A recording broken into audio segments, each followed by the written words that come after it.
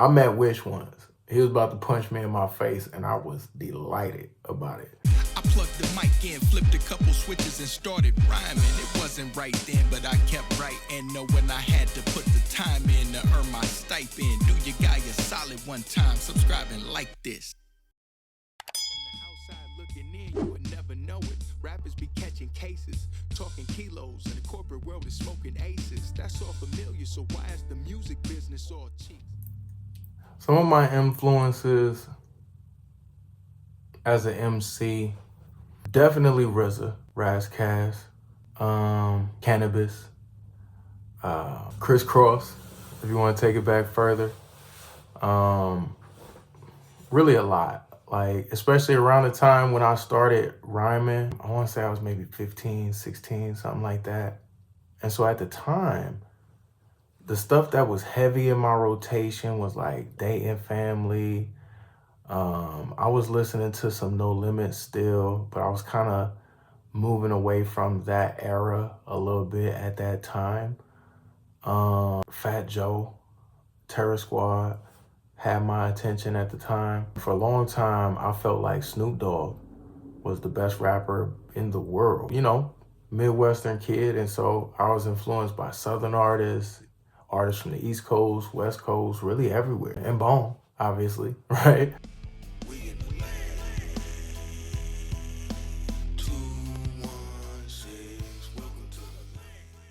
I was actually born in Columbus, but we moved to Cleveland when I was like 2. Cleveland Heights, though. So, like, I guess as far as I know, as far as I was told, my parents had maybe just a couple pieces of change to rub together around the time I was born, and so that's how we ended up the hill.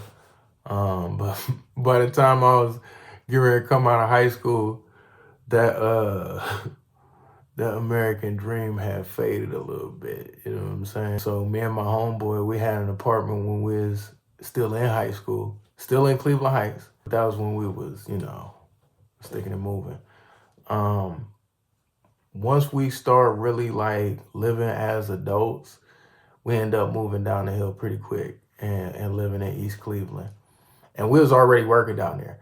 My closest homie, his dad, owned the lawnmower shop on Woodworth and St. Clair. And so I spent most of my formative years just sitting right there wrenching on lawnmowers.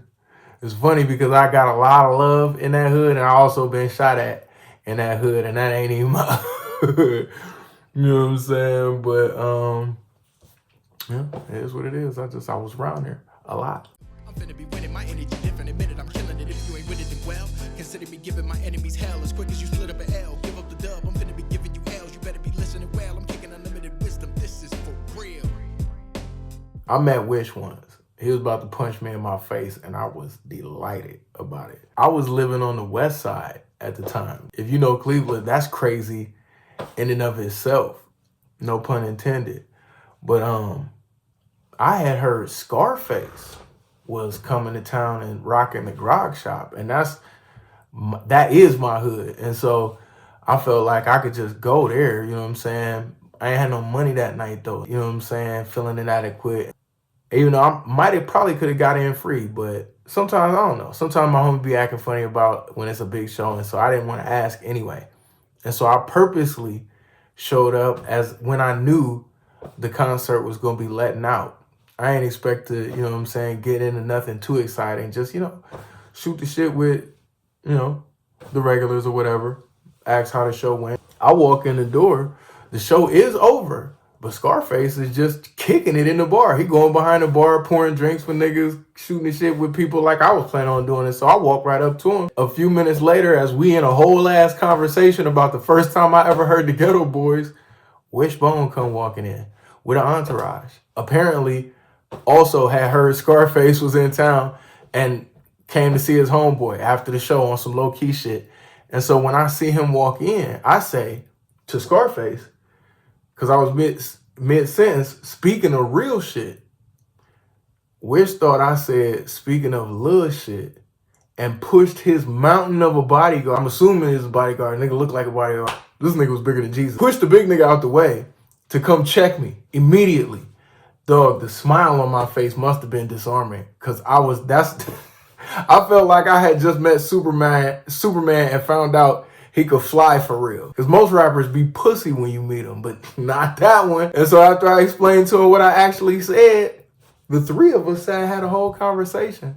And that's the only time I met an actual member of Bone Thugs and Harmony. I mean, I know like tertiary acquaintances, people who's down with the label, this and that, like so and so baby mama, this and that. Like, but like I said in Lake Effect Flow, everybody used to be Bone cousin.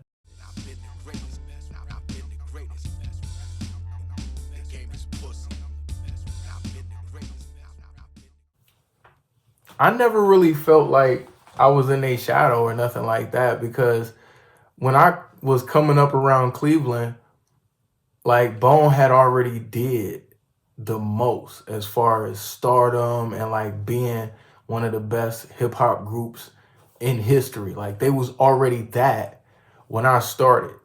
And so it was never no pressure like, oh, I got like live up to big shoes to fill. A, they was already that. And B, if anything, that was a benefit to me as a young up and coming artist because no matter where I went, and trust me, you're gonna hear some stories. Me and my guys then traveled a bit. You feel me? Nobody was ever gonna question like you from where, like ever, because of Bone. You know what I'm saying? And so I never felt like it was any kind of hindrance coming up under or like in the shadow of the great Bone Thugs and Harmony. It was like they light was shining on me too. You know what I'm saying? And none of us rap like that anyway. Like I decipher all over Cleveland, you know what I'm saying? Especially when I was 1-2ing on the, you know what I'm saying? I was everywhere.